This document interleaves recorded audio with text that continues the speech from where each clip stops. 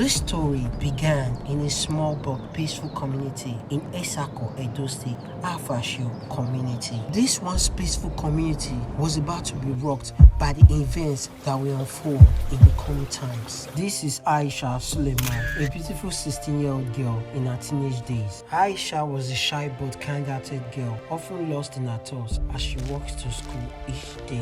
One afternoon, she met Emmanuel, a charismatic 19-year-old who struck up a conversation with her on the road. Emmanuel, known for his charm and confidence, was immediately captivated by her gentle spirit and asked her out. Hesitant but intrigued, Aisha accepted. The two quickly fell into a whirlwind romance filled with laughter, shared dreams, and promises for the future. Aisha felt truly happy, thinking she had found someone who understood her. They went out for cinema nights, they went out to restaurants to get exotic foods. However, as time went on, cracks began to show. Emmanuel, the once loving boy, started acting distant, spending more time with his friends and less with Aisha. Amongst Emmanuel's friends were Jeffrey and Samuel Ayegwalo. These two were always with Emmanuel. Even when Aisha came to the house to prepare food, wash Emmanuel's clothes, and act like a good girlfriend that she was, they always cheered her up and were happy to see her. She started getting used to Emmanuel spending more time with his friends. Boys must be boys, she said. You can play your football, you can watch your football matches, but when it's time for me,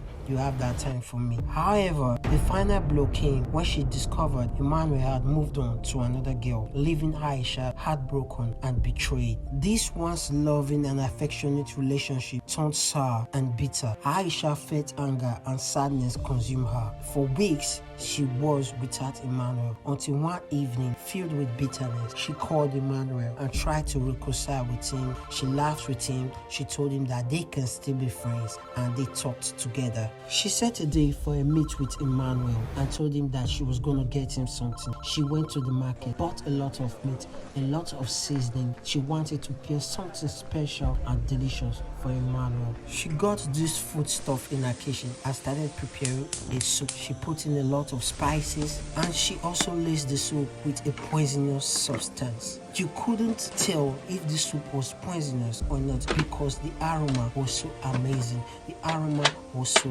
inviting, and that was how she wanted it to be. She went to the meeting place and gave Emmanuel the cola of food. They hugged and said goodbye. Unknowingly to Aisha, Emmanuel's three friends were at home, plus his present girlfriend. Emmanuel took this food home and called his friends. Hey guys, let's eat this together. I just got it from a friend. Emmanuel, his new girlfriend, and three of his friends, including Jeffrey and Samuel, who were siblings, ate from this pepper soup. They enjoyed it until they started feeling something strange happening in their stomach. Within hours, they began to feel the effects, and laughter turned into chaos. Mr. Elogie Ezekiel, a businessman, after the day's hard work, arrived home and wanted to call his loving son, Emmanuel. He picked up his phone, called Emmanuel's phone, and called for hours without any response. The next morning, at around 6:30 a.m., day being October 26, 2024,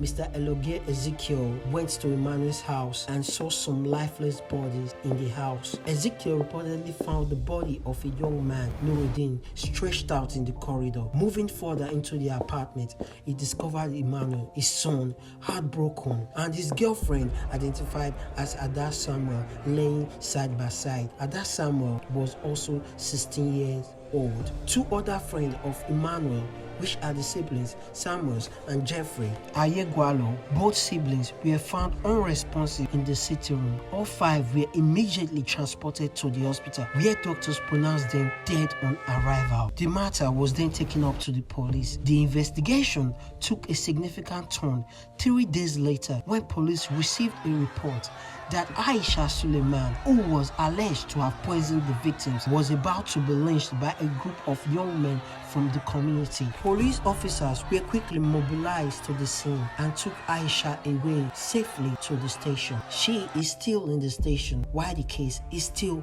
being investigated. This is a case of a relationship gone sour. Now the lives of 4 young bubbling boys and a beautiful girl all went down because of jealousy in a relationship. It's so sad. It's so sad.